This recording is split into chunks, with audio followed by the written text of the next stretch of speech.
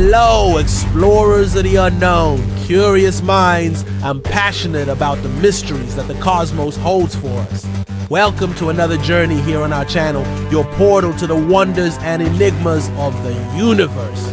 Today, get ready because we're going to embark on an adventure that will take us straight into the heart of one of the most intriguing and talked about stars in our night sky, a colossal giant that is at this very moment dancing on the threshold of a cosmic event of truly biblical proportions. We're talking about her, the magnificent and somewhat temperamental Betelgeuse. Have you ever stopped to think about what would happen if this star, hundreds of times bigger than our sun, decided from one moment to the next to end its life cycle in a spectacular explosion, a supernova? What would this mean for us mere mortals, observing everything from here on Earth at a distance that defies our imagination, and more importantly, a question that has kept many people up at night and fueled heated debates on the internet? Would an event of this magnitude have the power to simply turn off our internet, erase forever this digital web that connects the world and on which we have become so dependent? It sounds like the plot of an apocalyptic movie, one that bites your nails, doesn't it? But here we like to go beyond sensationalism. We want to understand the fact, separate science fiction from scientific reality. So fasten your seatbelt, because today we're going to unveil the real risks, explain what science really says about this scenario, and who knows, calm some troubled hearts, or perhaps leave them even more amazed at the strength of cosmic nature. But before we fire up the engines of our imaginary ship heading to Betelgeuse, I have a special request for you, our incredible community of space explorers. If you're new here, if you've just landed on our channel and have that same insatiable thirst for knowledge and discoveries about the universe, don't waste another second. Click the subscribe button below and activate the notification bell right now. This way, you guarantee your first-class seat for all our future intergalactic expeditions without missing a single detail. And for you, our veterans, our companions on so many cosmic journeys, that astronomical-like is the fuel that drives us to go further and further and bring more and more incredible content.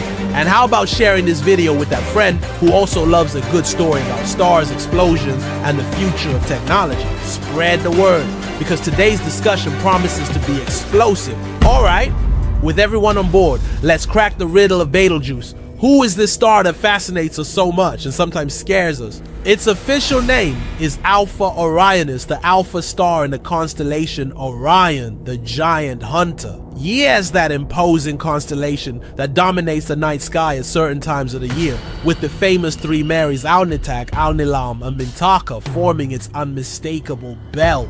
Betelgeuse is that star with an intense red glow, which marks the hunter's right shoulder. It is one of the brightest stars that we can see with the naked eye, even though it is a colossal distance from us, approximately 650 light years. To give you an idea of what this means, the light that reaches our eyes today when we look at Betelgeuse left there about 650 years ago. In other words, we are seeing the star's past. What is happening to her now, at this very moment, we will only know in 6.5 centuries. And when we say that Betelgeuse is a giant, we are not using a figure of speech. She is a red supergiant, a true stellar titan. If we could, by magic, place Betelgeuse at the center of our solar system in the place of our sun, the result would be astonishing. It would extend beyond the orbit of Mercury, swallow Venus handily, devour our Earth, and continue advancing, passing through the orbit of Mars. Some more generous models suggest that its surface could brush the orbit of Jupiter, the gas giant in our system. Imagine a sphere of incandescent gas with a diameter that is estimated to be between 700 and 1,000 times the diameter of our sun. To put it in perspective, if our sun were an orange, Betelgeuse would be a sphere so large that millions and millions of oranges could fit inside it. And its luminosity is something around 100,000 times greater than that of our sun. It's a cosmic powerhouse of epic proportions. But all this awesomeness comes at a price. Stars like Betelgeuse, with an initial mass estimated at between 10 and 20 times the mass of our sun, have relatively short and intense lives. While our sun has a life expectancy of about 10 billion years and is currently halfway there, Betelgeuse has already burned through most of its nuclear fuel in just a few million years. It is, as astronomers say, in the final stages of its stellar evolution. It is like a balloon that has been inflated to the maximum and now begins to show instabilities, pulsing, irregularly varying its brightness in a notable way, a phenomenon that, in fact, intrigued scientists around the world between 2019 and 2020 when it underwent an anomalous darkening, the so-called Great Darkening. This erratic behavior is a strong indication that the end is near in astronomical terms, of course.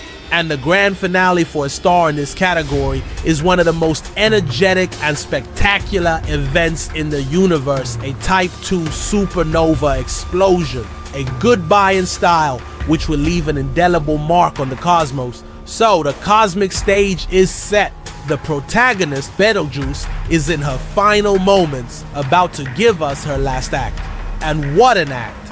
A supernova! But what does this really mean? What would it be like to witness this cataclysmic event here from our terrestrial cabin? A comfortable or not so comfortable, depending on your point of view, 650 light years away. As I said, the light from the explosion would take 650 years to reach us. This gives us an interesting scope for speculation. Has it already exploded? Could it be that the wavefront of this primordial light is at this moment tearing through the vacuum of space, getting closer and closer, bringing with it a spectacle that will change our view of the sky forever? Astronomers are cautious. They tell us that the explosion could happen at any time tonight, tomorrow, in the next century, or maybe just 100,000 years from now. In cosmic terms, 100,000 years is a blink of an eye, a brief instant in the long history of the universe. But for us humans, with our lives so ephemeral, it is an eternity. But let's use the power of our imagination and move forward in time. The moment has arrived. The light from Betelgeuse's supernova, after a journey of 6.5 centuries, finally bathes our planet. What would we see? My friends, get ready, because it would be, without a shadow of a doubt, the biggest, brightest, and longest lasting fireworks show that humanity has ever seen. During the day, yes, in broad daylight, in the light of our sun, Betelgeuse would transform into a blinding point of light in the sky. Think about it, a new star visible in broad daylight. Its apparent magnitude could be comparable to that of Venus at its maximum brightness. Or perhaps even more. It would be a second miniature sun, a shining nail in the blue sky. And at night, the magic would really happen. The brightness of the Betelgeuse supernova could, according to the most accepted estimates, rival that of the full moon. Just imagine a star, a single point of light in the sky, shining with the same intensity as our natural satellite in its most luminous phase. She would be able to cast shadows, to illuminate nightscapes, to transform the night into a silvery twilight. It would be a celestial beacon, a glowing diamond hanging from the black velvet of space, visible from every corner of the globe, from the northern to the southern hemisphere. No culture, no civilization would be unscathed by such a vision. It would be the subject of songs, poems, legends. Children would point to the sky in wonder, and older people would tell stories about the night a new moon rose among the stars. Of course, this spectacular shine would not be eternal. Like every great show, it would have its peak and its decline. After reaching peak luminosity, the supernova would begin to lose its brightness gradually over the course of weeks, then months. The visiting star, as it was perhaps called, would remain visible to the naked eye for a considerable period, perhaps a year, perhaps two, before slowly fading away, disappearing from our naked view. In its place, with the help of telescopes, we would see an expanding nebula, a shell of cosmic gas and dust, the remains of the star, seeding interstellar space with heavy chemical elements such as oxygen, carbon, argon, elements that are essential for the formation of new stars, new planets, and who knows, new forms of life. It would be a visual testament to the cosmic cycle of death and rebirth. An event that would undoubtedly redefine our connection to the universe and inspire a new era of scientific exploration and discovery. A breathtaking spectacle. There is no denying it. But with all this energy released, with this demonstration of cosmic force, the inevitable question arises: would there be any real and direct danger to us here on Earth? After all, the word supernova carries with it a connotation of destruction, of annihilation. And it is here, my dear explorers, that the vast distance of 650 light years reveals itself to be our greatest protector, our cosmic shield. For a supernova to pose a truly existential threat to life on Earth, it would need to occur much, much closer to us. Scientists calculate that this danger zone, the so-called kill zone, would be at a distance of approximately 50 light years, or perhaps a little less, depending on the specific energy of the explosion.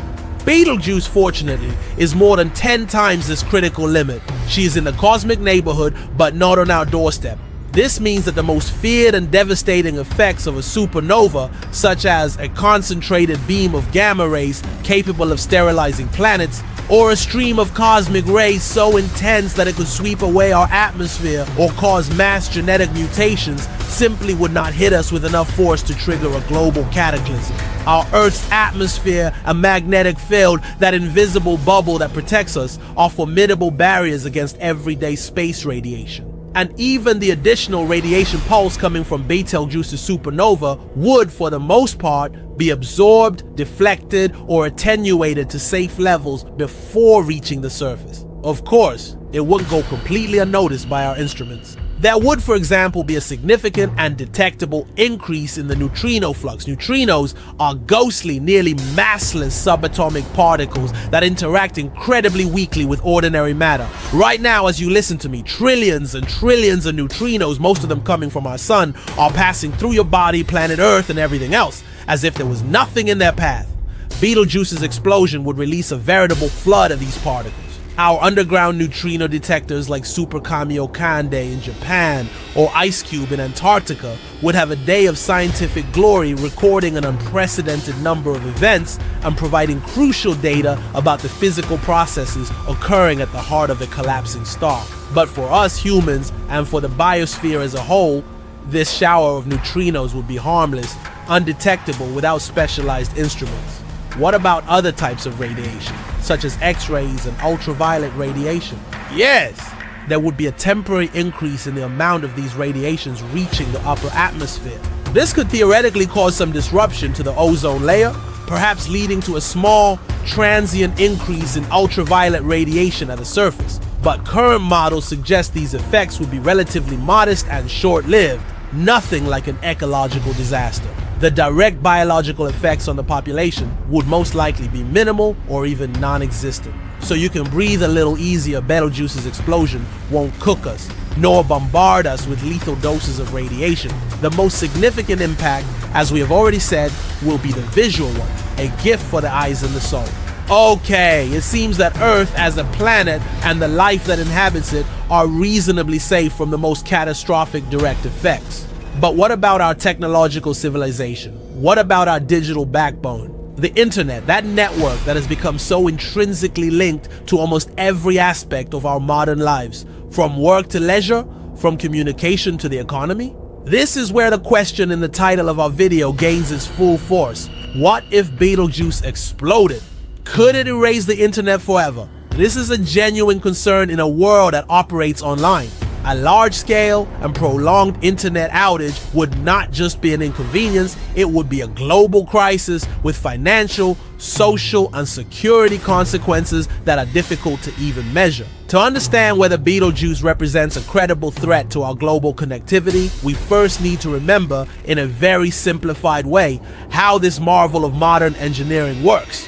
The internet is not an ethereal cloud, it is a vast and complex physical infrastructure.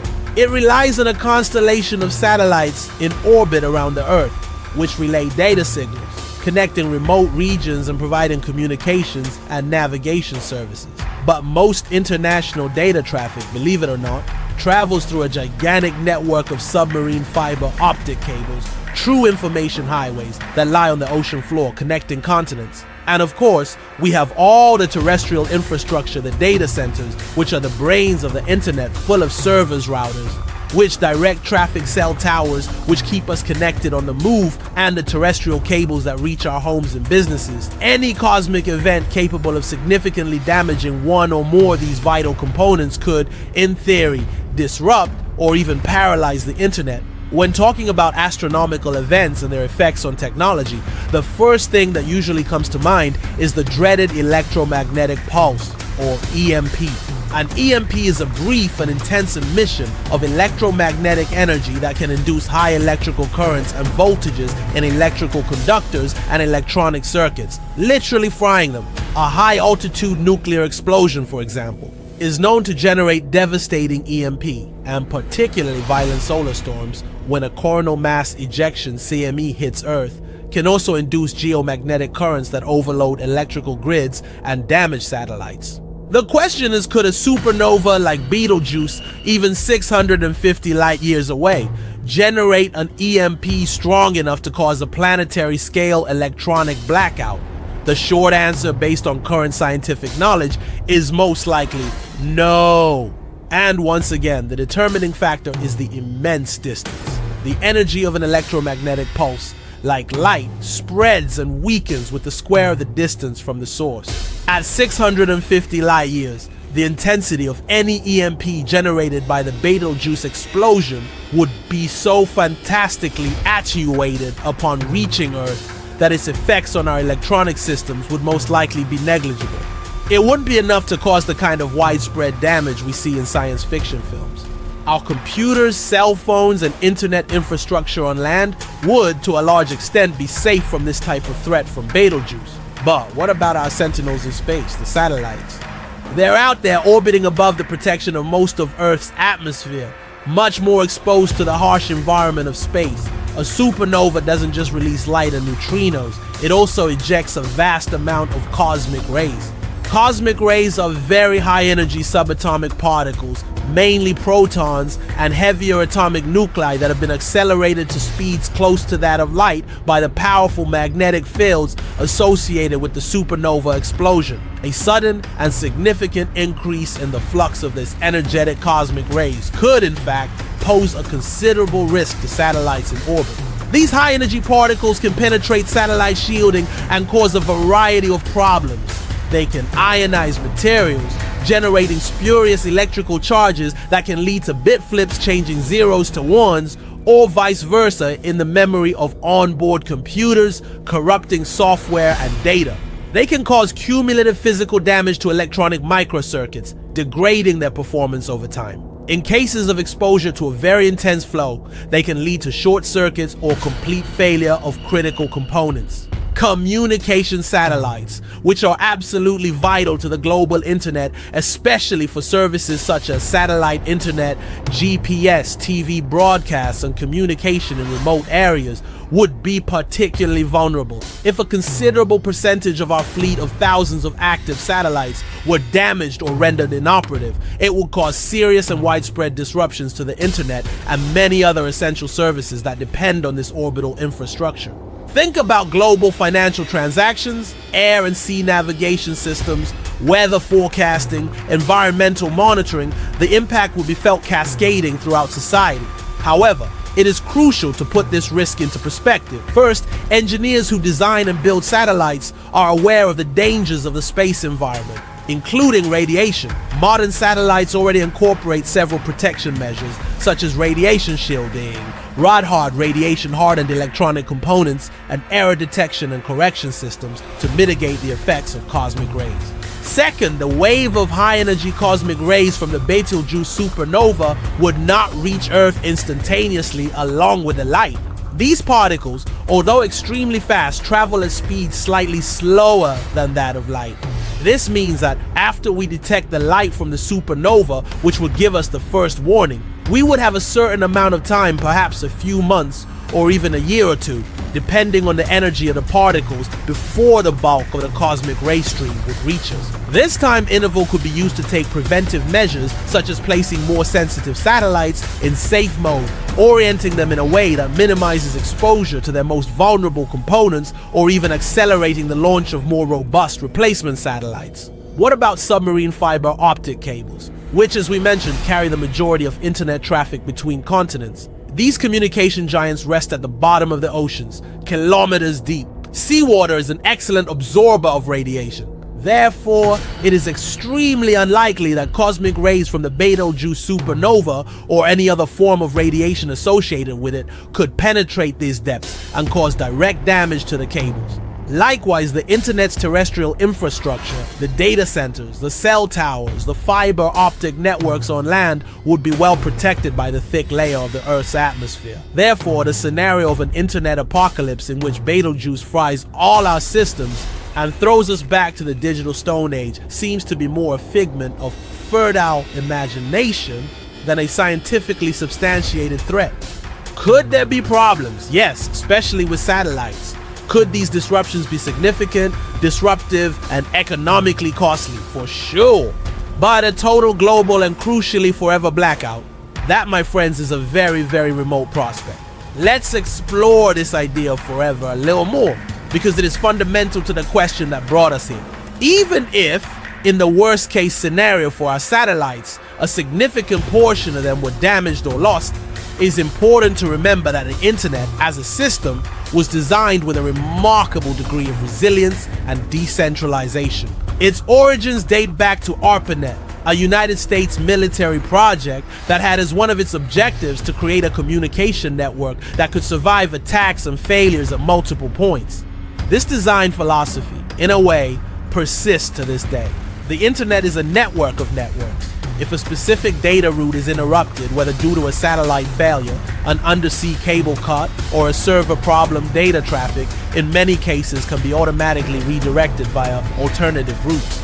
We have an incredibly dense mesh of fiber optic cables crisscrossing the globe, and the technological and industrial capacity to build and launch new satellites is something we have mastered. So even if the Betelgeuse explosion caused a considerable satellite blackout, we would most likely face a period of instability, connection slowdowns, loss of certain services that rely exclusively on satellites, such as in rural or maritime areas, and of course a monumental global effort to repair or replace damaged satellites and to bolster the capacity of terrestrial infrastructure.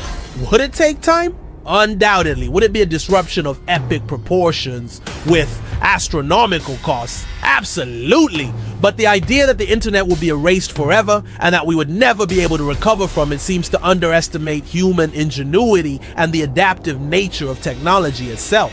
Humanity has an impressive track record of overcoming challenges and rebuilding what was lost, especially when it comes to something as integrated into the functioning of modern society as the internet. We could even argue that an event like this, even if it causes limited damage, could have a positive effect in the long term, serving as a powerful catalyst for innovation. It could accelerate the development of even more robust and resilient communications technologies, boost research into new shielding methods for satellites, or even lead to the creation of fundamentally new network architectures that are less dependent on vulnerable components. The very awareness of cosmic risks, however remote they may be, can make us more prepared for the future. It is also important to consider indirect effects. Although these are a field of greater speculation, some scientists have raised the hypothesis, still hotly debated and with a high degree of uncertainty, that an exceptionally intense flux of cosmic rays from a relatively nearby supernova, and here even Betelgeuse's 650 light years is still considered somewhat distant for the most extreme effects, could influence the formation of clouds in the Earth's atmosphere and consequently have some impact on the global climate. Abrupt and significant climate change could in turn lead to an increase in the frequency or intensity of natural disasters such as hurricanes or floods, which could damage internet infrastructure on land, such as data centers located in coastal areas or land cables. However, it is crucial to emphasize that for a supernova at the distance of Betelgeuse, the probability of inducing such drastic climate effects is considered extremely low by the majority of the scientific community. Current models do not support a global climate crisis scenario triggered by this specific supernova. Therefore, the final verdict on the issue of the internet and Betelgeuse is that although we cannot completely rule out the possibility of some disruptions, especially in services that depend on satellites, the risk of a total global and permanent collapse of our digital connectivity is negligible. The internet, as a complex and adaptive digital organism, would likely find ways to heal, adapt, and continue to evolve, even in the face of a cosmic challenge of this magnitude. Now, leaving aside the possible problem scenarios, which as we have seen are at worst manageable, let's focus on the truly spectacular and inspiring side of the Betelgeuse explosion. Because, above all, my friends, this event will be an incalculable scientific opportunity, a gift from the cosmos to humanity. It would certainly be the closest supernova to be observed by human civilization since the invention of the telescope by Galileo Galilei in the 17th century, and arguably the closest in the era of modern astronomy, with all our paraphernalia of sophisticated instruments ground and space observatories and our ability to analyze data in real time. Just imagine what astronomers and astrophysicists could learn. They could study the entire explosion cycle in unprecedented detail, the final throes of the red giant star in the moments before its core collapses, the complex physics of the explosion itself, the propagation of the shockwave through the star's outer layers, the nucleosynthesis of heavy elements, the cosmic forge, where the oxygen atoms we breathe are created of carbon that forms the basis of life, the iron that runs in our blood, and finally the slow, majestic expansion of the nebula, remaining the colorful veil of gas and dust that will enrich the interstellar medium. Every photon of light, every captured neutrino, every gravitational wave, if detectable at that distance, would tell a piece of the story about the extreme physics operating in the hearts of dying stars. We could test and refine our theories about stellar evolution, about the formation of exotic compact objects like neutron stars, or black holes, the likely fate of the Betelgeuse nucleus. And who knows? Maybe even stumble upon completely new and unexpected phenomena that would revolutionize our understanding of the universe. Think about this for a moment. The atoms that make up your body, the chair you sit in, the air you breathe, were, for the most part, forged inside massive stars that lived and died billions of years before our sun even dreamed of existing. These ancient stars spread their chemical treasures throughout the cosmos through supernova explosions, like the one Betelgeuse is about to experience. Watching Betelgeuse explode would be like witnessing live and in color one of the most fundamental and creative processes in the universe, the process that made our own existence possible. It would be a visceral and humbling connection to our deepest cosmic origins. And beyond pure science, the cultural and philosophical impact of such an event would be immeasurable. Imagine the conversations around the globe, in all languages and cultures. Children looking up at the night sky with a new sparkle in their eyes, with a renewed sense of wonder and curiosity. Humanity, for a brief period, perhaps united by silent contemplation of an event that transcends all our political borders, all our trivial differences. It would be a powerful reminder of our smallness in the face of the vastness of the cosmos, but also of our unique ability to understand it, to marvel at it. It would perhaps be a catalyst for a new era of international cooperation in space exploration, a new renaissance driven by the beauty and mystery of the universe. And what new questions would arise from this observation? What new avenues of research and exploration would open up for future generations? The history of science is a tapestry woven with threads of unexpected discoveries, of moments when an anomalous observation or surprising event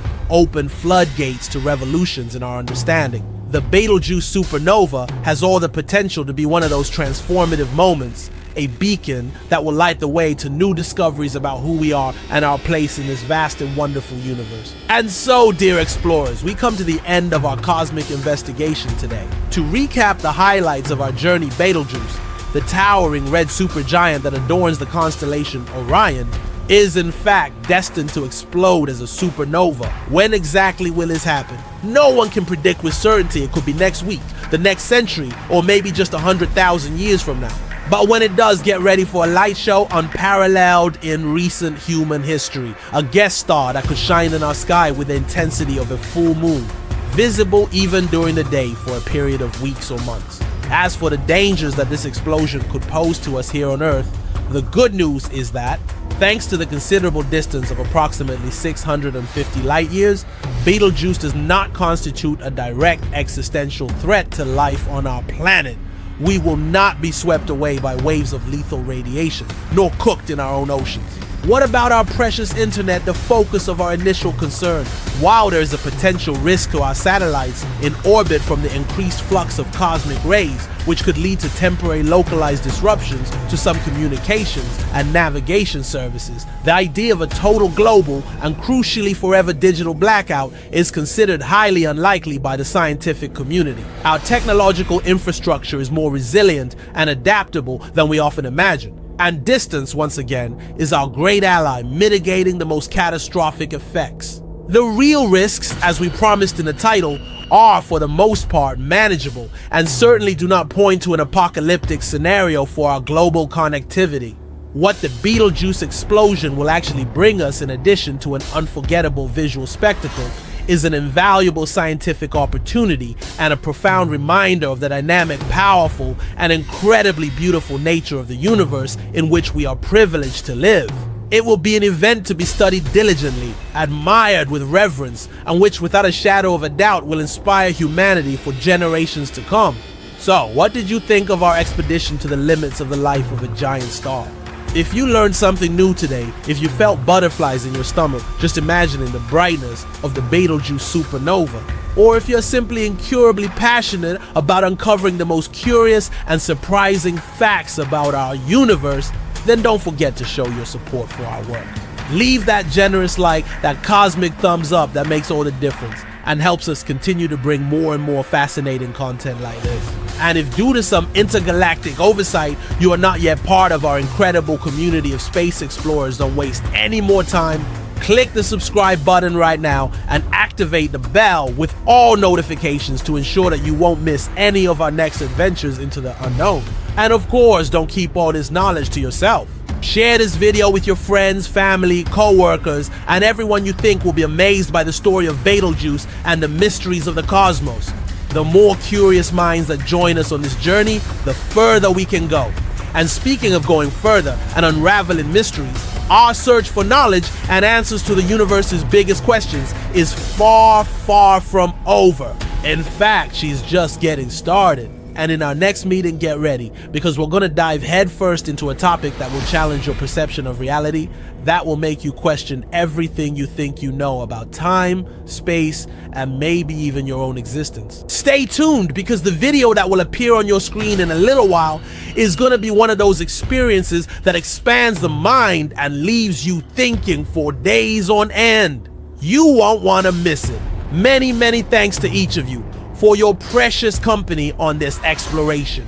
It is always an honor and an immense pleasure to have you here, sharing this passion, this insatiable curiosity for the vast and wonderful universe that surrounds us. I hope you had fun and learned as much as I did. A big stellar hug, full of positive energy, and we will definitely see you on our next adventure. Until then,